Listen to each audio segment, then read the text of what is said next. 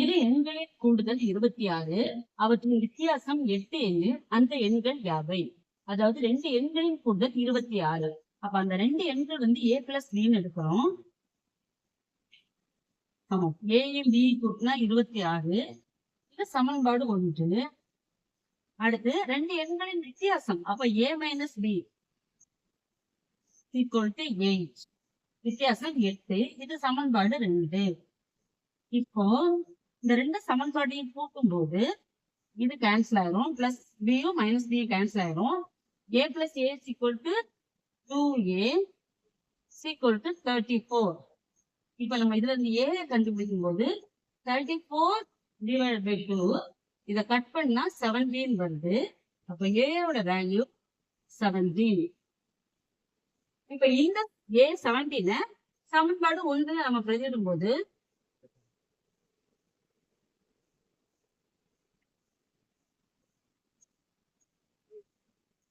a plus b is equal to 26.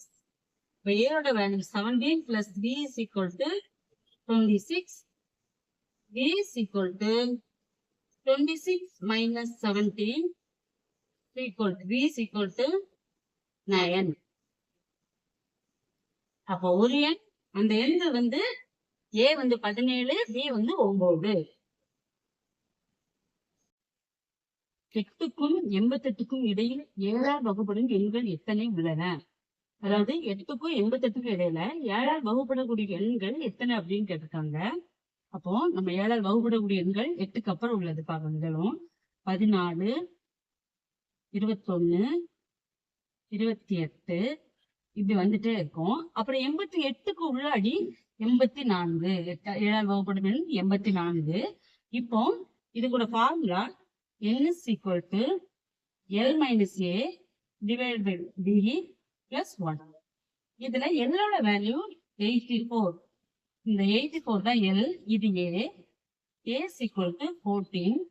அப்ப D is equal to முதல் எண் minus இரண்டாம் எண் மைனஸ் முதல் எண். அப்ப 21 மைனஸ் 14.